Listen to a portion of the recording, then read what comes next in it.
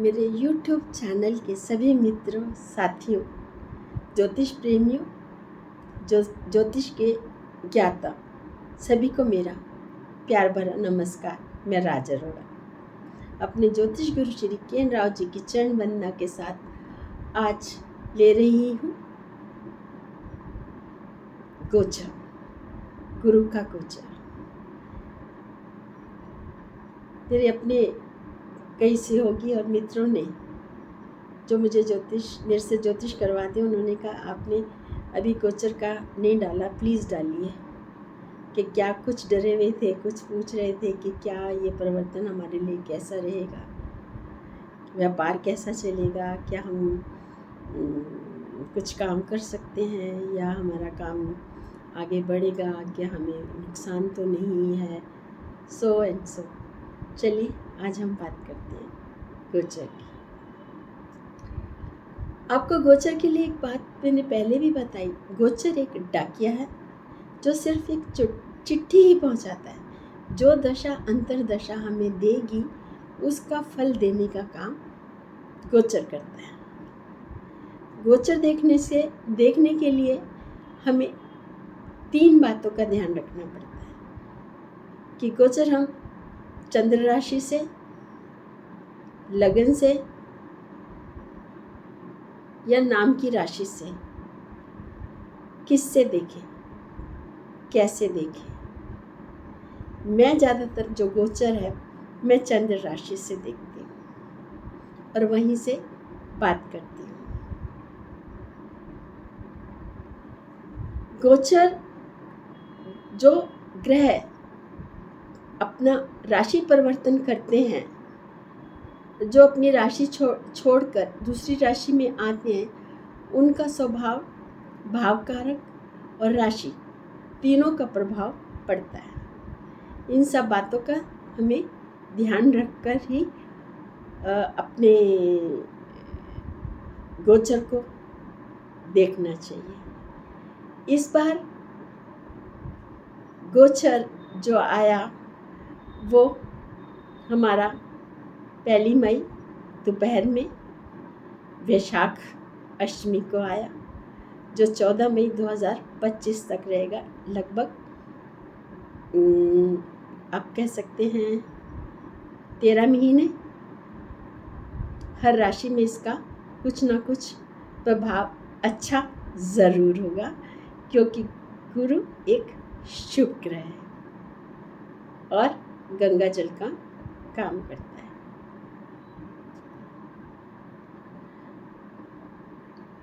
है। अगर हम काल पुरुष की कुंडली में देखें तो गुरु दूसरे भाव में जा रहा है, शुक्र की राशि में, अपनी मित्र राशि को छोड़कर। और शुक्र जो है वैभव, विलास का कारक है। दूसरा, शुक्र जो है हमारे दैत्यों का गुरु भी है। इसका अभिप्राय ये हुआ कि गुरु अपनी मित्र की राशि को छोड़कर अपनी शत्रु राशि शुक्र दूसरे भाव में दैत्य गुरु की राशि में आ रहा है। तीसरी बात यहाँ पर ये रहेगी कि गुरु जिस राशि में बैठता है वो वहाँ का फल इतना अच्छा नहीं देता है, और अपने से सप्तम राशि का भी फल वो सम ही देता है। मगर पंचम और नवम का जो फल होता है गुरु का, वो अधिक फलदायी, शुभ होता है। चलें आगे, हम अब आगे चलते हैं। इस बार ये भी ध्यान रखना पड़ेगा कि गुरु 9 अक्टूबर 2024 को वक्री हो रहा है अपनी ही राशि में, तो हमें थोड़ा इसका भी ध्यान रखना है। जो 14 फरवरी 2025 तक रहेगा वृषभ राशि में, और साथ ही शनि जो है 2025 में मार्च में अपनी राशि बदल दे, वो गुरु की राशि में आ जाएगा। राहु अभी गुरु की राशि में ही है। ये 3 जो लंबे समय तक एक राशि में रहते हैं तो इनका प्रभाव भी बहुत अच्छा या थोड़ा तकलीफदायक रहता है। ये हमारी जन्म कुंडली पर देखकर ही हमें पता लगता है। चलिए अब शुरू करते हैं मेष राशि से। मेष राशि से गुरु दूसरे भाव में, जैसे कि हम सब जानते हैं कि दूसरा भाव हमारा कुटुंब, धन, वाणी, भोजन, संचित धन और पारिवारिक व्यापार और साथ ही हमारी वाणी का है।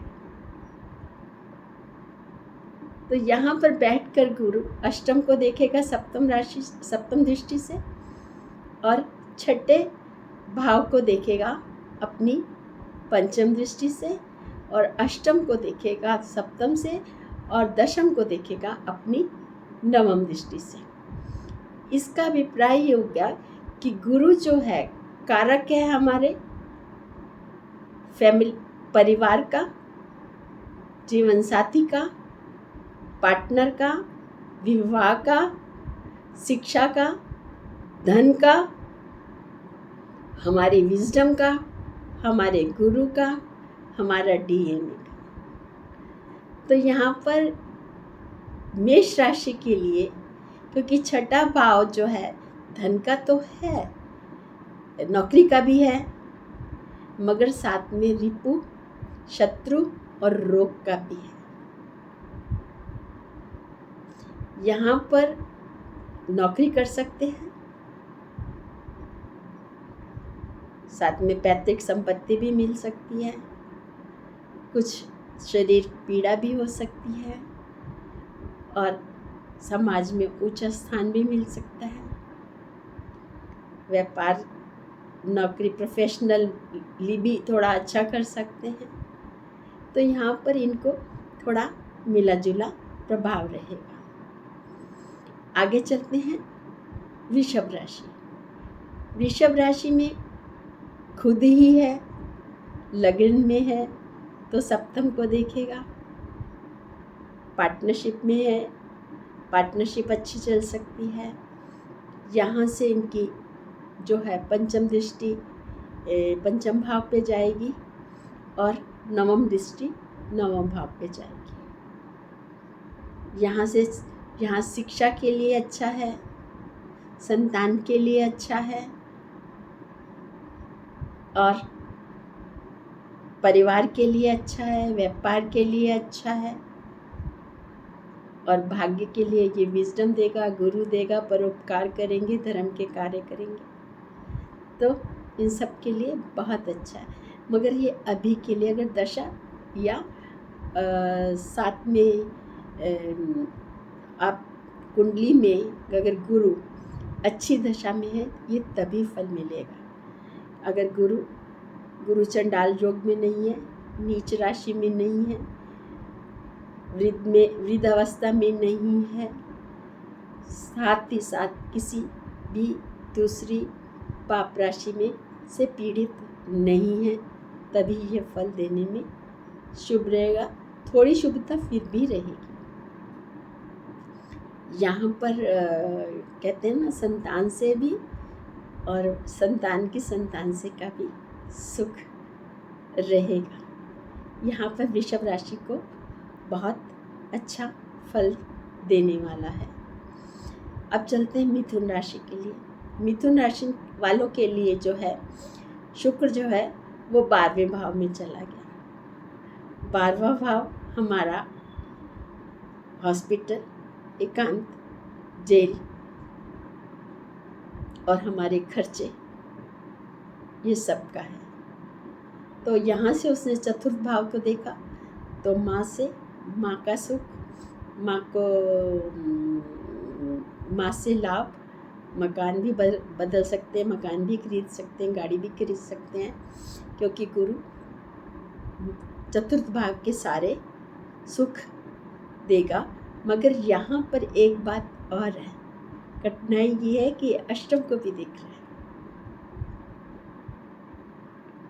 चतुर्थ सप्तम, अगर जब गुरु 12वें भाव में है तो उसने छठे को देखा, रोग रन रिपु, 7वें और अष्टम भाव को देखा। अष्टम हमारी आयु, पीड़ास्था, हमारा परिवर्तन, घर तो बदल रहा है, पैतृक संपत्ति भी हमारा अष्टम भाव ही दिखाता है, पत्नी से मिलने वाला धन भी दिखाता है।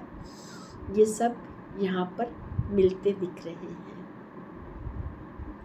तो यहाँ पर एक तरफ मिथुन राशि वालों को जो है गुरु गोचर, अगर ये कुछ सीखना चाहें या कुछ नई विद्या लेना चाहें तो वो ले सकते हैं, और अब उनको सुख ससुराल से भी, माँ से भी।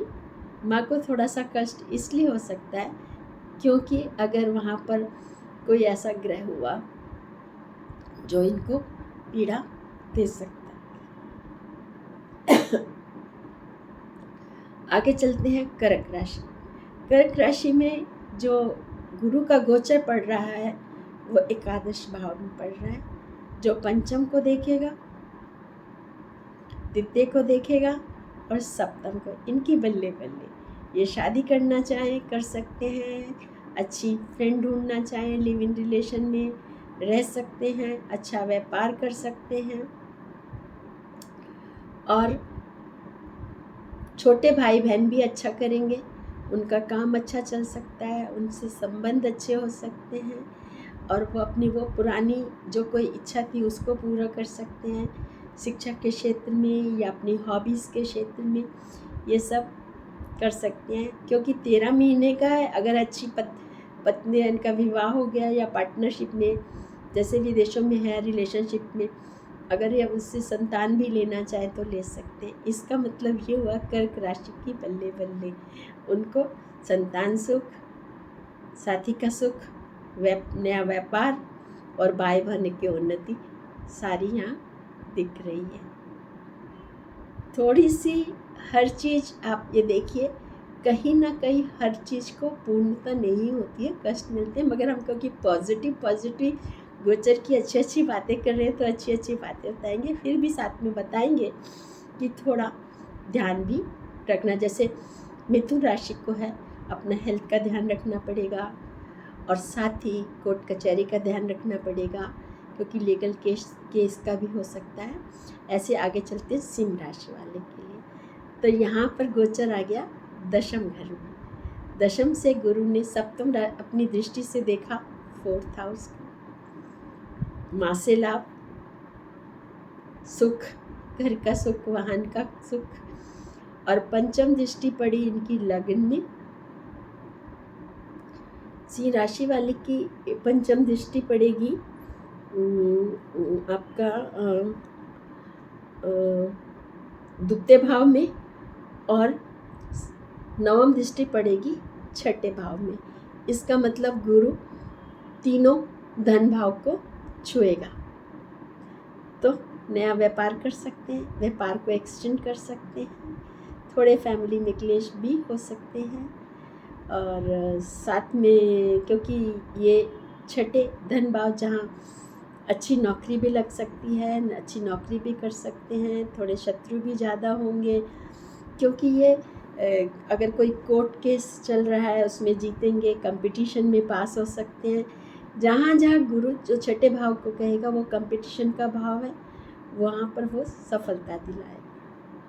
तो इन सब का ध्यान रख के हम आगे चलते हैं तुला राशि, कन्या राशि के लिए।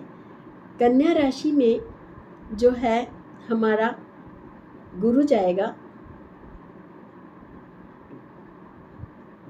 नवम भाव में, तो वो तीसरे भाव को देखेगा और लगन को देखेगा और पंचम को देखेगा। ये त्रिकोण को देख रहा है। तो यहाँ पर क्योंकि पंचम हमारी शिक्षा, हमारी हॉबी का पूरा होना, लगन हमारा खुद, तो ये अपने ऊपर ध्यान देगा। अपने में अहंकार भी आ सकता है, अपने के बारे में ज़्यादा सोचेगा, समाज में इज्जत भी ले सकता है, अपने बारे में अच्छा प्रेजेंट कर सकता है और अपनी विजडम को बढ़ा सकता है। गुरु अगर अच्छा मिल गया, विजडम मिल गई, धर्म के काम में लग गया, परोपकार के काम में लग गया, तो ये बड़ा, क्योंकि ये पिता का भाव भी है, भाग्य भाव भी है, हमारा डीएनए भी है। तो यहाँ पर काफ़ी अगर ये संभल कर चला और ठीक से करा तो ये काफ़ी तरक्की कर सकता है। यहाँ पर अगर इसको किसी की लिव इन रिलेशन में या किसी से फ्रेंडशिप है तो वो भी, उसमें भी सफलता मिलेगी। चलिए आगे चलते हैं हम तुला राशि का। तुला राशि में जो गुरु का गोचर पड़ रहा है अष्टम भाव में पड़ रहा है। यहाँ से वो अपनी सप्तम दृष्टि दूसरे घर को देगा। अष्टम भाव जो है, जहाँ गुरु बैठा है, वो मैंने आपको पहले बताया, वो इतने अच्छे फल नहीं देता है। यहाँ पर शरीर पीड़ा, आयु पीड़ा, बीमारी, कुछ लॉस से खटपट, पैतृक संपत्ति के बारे में या पत्नी के उसमें डिस्कशन में, या परिवर्तन, और घर भी परिवर्तन कर सकता है, रेजिडेंस चेंज हो सकता है, और थोड़ा फिनेंशियली नुकसान भी हो सकता है, या उसमें प्रॉब्लम आ सकती है लीगली। और साथ में ही अपनी जो पंचम दृष्टि डाल रहा है वो 12वें भाव में डाल रहा है, तो विदेश में जा सकते हैं। जिनका गुरु नवम को देखता है या नवन से है, वो लंबी यात्राएं कर सकते हैं, तीर्थ कर सकते हैं, और हायर एजुकेशन के लिए भी जा सकते हैं। उनको मौका मिलेगा। जो विद्यार्थी वो बाहर जाना चाहते हैं, सेटल्ड होना चाहते हैं, वो कर सकते हैं। जैसे ये जो गुरु अष्टम से तुला राशि वालों के लिए 12वें भाव को देखा तो वे विदेश में जाके अच्छा व्यापार कर सकते हैं, विदेश में लंबी यात्रा कर सकते हैं, या ट्रेडिंग कर सकते हैं। और व्यापार के लिए, मगर इन्हें सोच के करना पड़ेगा, ध्यान से करना पड़ेगा, और हर अपनी जो है ये अपने जो व्यापार कर रहे हैं उसको भी बढ़ा सकते हैं। इनमें फैमिली का एक कोई में शादी भी हो सकती है, क्योंकि गुरु शादी का कारक भी है, संतान का कारक भी है, और नए संबंधों का कारक भी है। तो यहाँ पर ये ऐसा इंजॉय कर सकते हैं, मगर थोड़ी शारीरिक पीड़ा अष्टम का है तो थोड़ी शारीरिक बीमारी से बचना चाहिए और ध्यान रखना चाहिए। अब आते हैं वृश्चिक राशि के लिए। वृश्चिक राशि में गुरु का गोचर सप्तम भाव में चलेगा, तो सप्तम का गुरु लग्न को देखेगा, अपनी नवम दृष्टि तीसरे भाव को देखे, जो कम्युनिकेशन, डॉक्यूमेंटेशन, मीडिया, छोटी यात्राएं, व्यापारिक यात्राएं, टूर एंड टूरिज्म के लिए, और इधर से एकादश भाव को देखेगा, लाभ भाव। तो छोटे भाई बहन को भी घर है, उनसे संबंध सुधर सकते हैं, और काम के लिए यात्राएं भी की जा सकती हैं। यहाँ पर थोड़ी अपनी डॉक्यूमेंटेशन का ध्यान रखेंगे, और क्योंकि तीसरा भाव ससुराल का भी है, ससुर का भी है, तो यहाँ पर अगर ये कहीं व्यापार के लिए अपने इन लॉज से जुड़ते हैं, या धन वो सलाह देते हैं और ये बिना सोचे समझे उसमें लगा लेते हैं, तो नुकसान होने के पूरे चांसेस है, और संबंध बिगड़ने के भी चांसेस। यहाँ पर इन्हें अपने में, क्योंकि गुरु देख रहा है, तो अभिमान, मान, घमंड नहीं होना चाहिए, वाणी भी मधुर रखनी चाहिए, और हर चीज़ डिप्लोमेटिक से करना चाहिए, क्योंकि एकादश को देख रहा है तो लाभ तो देगा ही देगा, अचानक धन लाभ भी होगा, व्यापार में भी उन्नति हो सकती है, रादर होगी। और सबसे बड़ी बात यहाँ पर क्या है, यहाँ पर दूसरे व्यापार के या धन के स्रोत खुलेंगे। सिर्फ इन्हें क्या करना है, इन्हें सोच के समझ के और किसी भी जगह अपने धन को खर्च करना है और उससे इस अच्छे गोचर का फ़ायदा उठाना। यहाँ पर इनके लिए भी गोचर बहुत ही शुभ और अच्छा है। आगे चलते हैं धनु राशि के लिए। धनु राशि के लिए छठे भाव में गुरु का गोचर है, जो सीधा 12वें को देख रहा है। व्यापार में बाहर जाना चाह रहे हैं, नौकरी बाहर करना चाह रहे हैं तो कर सकते हैं, अच्छे से कर सकते हैं। यहीं से वो अपने दूसरे भाव कुटुंब भाव को देख रहा है। थोड़े कुटुंब में थोड़ा सा अचानक संबंध गड़बड़ा सकते हैं, या वाणी के कारण या किसी भी कारण से थोड़े से मुश्किल आ सकती है। और अपनी जो 5वीं दृष्टि है यहाँ से वो दे रहे हैं, धनु राशि वालों का लगेगा 7 दशम को द्वादश को। तो नौकरी प्रोफेशन के लिए अच्छा है, बाहर जा सकते हैं, व्यापार भी कर सकते हैं और राज्य कार्य में भी भाग ले सकते हैं, कंपटीशन में बैठ सकते हैं। इन्हें सफलता मिलेगी अच्छे से और अच्छी रिसर्च कर सकते हैं। और चारों तरफ से इतना नहीं जितना कि वृश्चिक राशि वालों को फ़ायदा होगा, इतना नहीं, मगर हाँ यह क्योंकि गुरु शुभ है तो बाहर विदेश ले जा सकता है, पढ़ाई कर सकते, दाखिला वगैरह आसानी से मिल जाएगा और अपना व्यापार भी और नौकरी में भी काफ़ी अच्छा कर सकते हैं। मगर यहाँ पर काफ़ी कोर्ट केस, ऋण या ऐसी प्रॉब्लम, बीमारी कुछ हो सकती है। आगे चलते हैं मकर राशि के लिए। मकर राशि के लिए ये पड़ रहा है हमारे पंचम भाव में गुरु।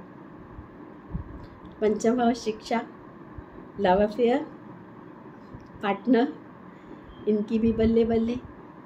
सप्तम दृष्टि जाएगी एकादश में, उसमें सब में लाभ अपना।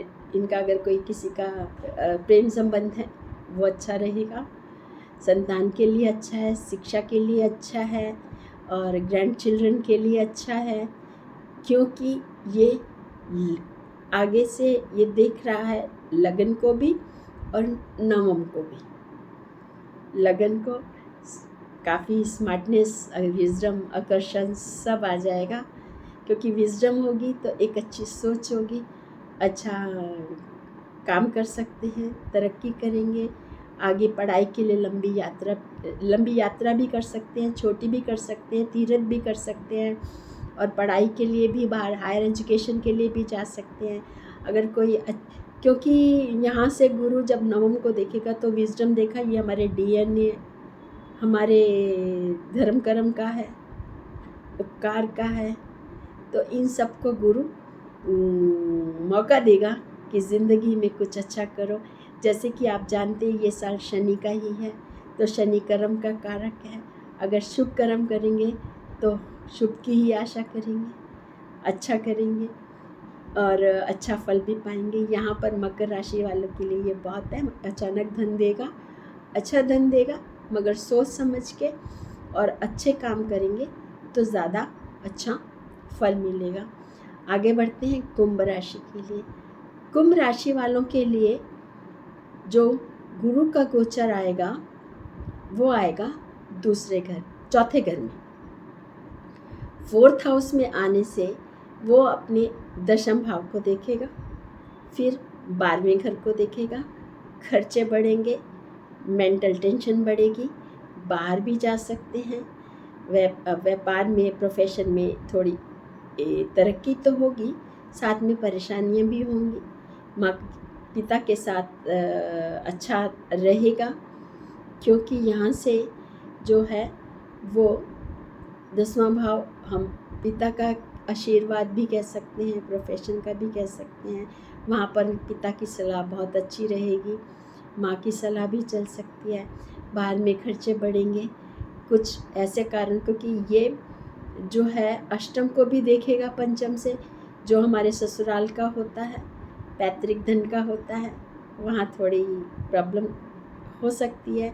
और शारीरिक कष्ट का भी है, गूढ़ विद्या का भी है, परिवर्तन का भी है, काम भी बदल सकते या नया काम शुरू कर सकते हैं, कुछ भी कर सकते हैं। ये सब इनके लिए अच्छा रहेगा, क्योंकि हम आज गुरु के शुभ ग्रह की शुभ दृष्टि की ही बात कर रहे हैं। अगर थोड़ा ढीला भी है तो उसके लिए तो सीधा सा बात है। हमारे तो गुरु कहते हैं कि श्री कृष्णा शरणम मम द बेस्ट। करते रहिए, जाप करते रहिए और धैर्य से समय को काटते रहिए और अच्छे समय का आनंद लीजिए। यहाँ यही चलेगा। चलो हम आगे चलते हैं अपनी आखिरी राशि मीन राशि। यहाँ पर गुरु का गोचर जो है वो तीसरे घर में आ रहा है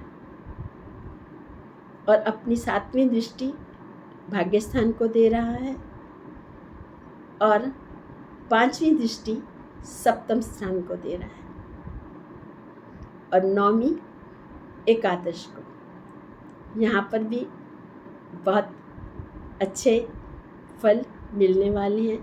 कैसे? भाषा में बहुत सुधार होगा, कम्युनिकेशन बहुत, और उससे इनको काफ़ी फ़ायदा होगा। और ये भाग्य से इनके अपने ऑफिस में अच्छा चलेगा, क्योंकि भाग्य है, भाग्य स्थान पे हम देखते हैं। और यहाँ पर एक बात ध्यान रखनी पड़ेगी, क्योंकि यहाँ पर इनके साथ 7.5 चल रही है, तो इनको हर चीज़ को संभल के करना पड़ेगा, हर कर्म को अपनी ही नज़र से देखना पड़ेगा। इनका ध्यान पूजा पाठ में भी जा सकता है और लंबी यात्रा भी कर सकती है, घूमने के लिए भी, तीर्थ के लिए भी, व्यापार के लिए भी, और साथ ही साथ ऑफिस के काम के लिए भी। तृतीय भाव में गुरु है और तृतीय भाव हमारी यात्राओं का, टूर एंड टूरिज्म का है, कम्युनिकेशन है, मीडिया है और डॉक्यूमेंटेशन। यहाँ पर मीन राशि वालों के लिए सबसे ज़रूरी है कि अपनी डॉक्यूमेंटेशन को संभाल के रखें। भाई बहनों से रिश्ते सुधरेंगे, पिता से संबंध थोड़े बिगड़ेंगे, पिता का स्वास्थ्य भी बिगड़ सकता है, और साथ ही वैसे व्यापार में इनको फ़ायदा होगा। ये शेयर मार्केट में अपना पैसा लगाएंगे, फ़ायदा उठाएंगे, नया घर खरीद सकते हैं, नया स्थान परिवर्तन का योग है, लाभ इनको, धन संपत्ति, मकान, जो भी संपत्ति खरीदेंगे उनसे फ़ायदा होगा, क्योंकि यहाँ से वो एकादश भाव को, भाग्य के साथ एकादश भाव को भी देखते हैं। और इनके साथ 3 बातें साथ चलेंगी। पहला, इनकी 7.5 चल रही है। दूसरा, इनके लगन और सप्तम भाव में उनका एक्सेस जो है राहु केतु का है। यहाँ पर इनकी जिनकी शादी, जो शादी करना चाहते हैं, जो लिव इन रिलेशन थे, विवाह करना चाहते हैं, उनका पार्टनर बहुत समझदार अच्छा होगा, जिसके साथ वो अपना व्यापार कर सकते हैं। व्यापार, प्रोफेशन जो भी है उनकी पार्टनरशिप में कर सकते हैं। धन की जो लाभ होगा वो व्यापार से, भू संपत्ति से और नौकरी से इनको बहुत फ़ायदा होगा। लंबी यात्रा और यात्राओं से इनको बहुत सुख मिलने वाला है।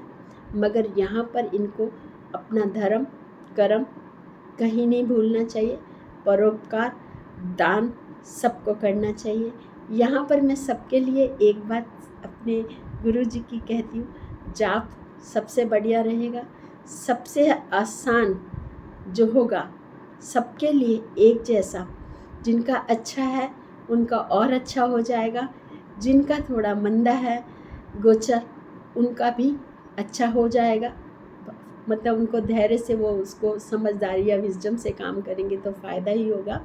श्री कृष्णा शरणम मम द बेस्ट सर कहते हैं। और गुरु का मंत्र है, कृष्ण सबसे बड़े हमारे गुरु हैं। दूसरा, विष्णु सहस्त्र नाम जो कर सकते हैं उनके लिए बहुत अच्छा है, वो करें। और दान, पुस्तक का दान, गुरु जो है हमारी शिक्षा विजडम का है, और धार्मिक पुस्तकों का दान सबसे बढ़िया करें और खुश रहें। राधे राधे, राम राम। आपको कैसा लगा बताइएगा, क्योंकि अभी वक्री गुरु 9 अक्टूबर से शुरू होगा, तो उसका थोड़ा सा जो प्रभाव पड़ेगा उसके बारे में हम बाद में बात करेंगे।